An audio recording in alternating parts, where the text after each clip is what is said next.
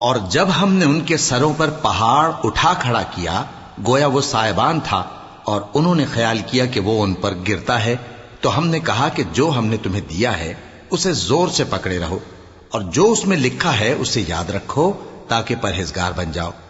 اور جب تمہارے پروردگار نے بنی آدم سے یعنی ان کی پیٹھوں سے ان کی اولاد نکالی تو ان سے خود ان کے مقابلے میں اقرار کرا لیا، یعنی ان سے پوچھا کیا میں تمہارا پروردگار نہیں ہوں؟ وہ کہنے لگے کیوں نہیں، ہم گواہ ہیں کہ تو ہمارا پروردگار ہے۔ یہ اقرار اس لیے کرایا تھا کہ قیامت کے دن کہیں یوں نہ کہنے لگو کہ ہم کو تو اس کی خبر ہی نہ تھی، یا یہ نہ کہو کہ شرک تو پہلے ہمارے بڑوں نے کیا تھا اور ہم تو ان کی اولاد تھے جو ان کے بعد پیدا ہوئے، تو کیا جو کام اہل باطل کرتے رہے اس کے بدلے تو ہمیں ہلاک کرتا ہے؟ اور اسی طرح ہم اپنی آیتیں کھول کھول کر بیان کرتے ہیں تاکہ یہ رجوع کریں۔ اور ان کو اس شخص کا حال پڑھ کر سنا دو جس کو ہم نے اپنی آیتیں عطا فرمائیں اور اس کو علم کے لبادے سے آراستہ کیا تو اس نے اس کو اتار پھینکا، پھر شیطان اس کے پیچھے لگا تو وہ گمراہوں میں ہو گیا۔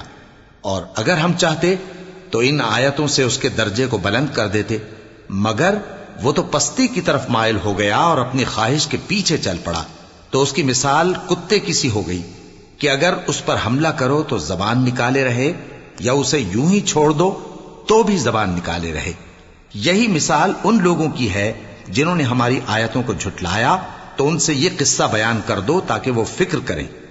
جن لوگوں نے ہماری آیتوں کی تکذیب کی ان کی مثال بری ہے، اور انہوں نے نقصان کیا تو اپنا ہی کیا۔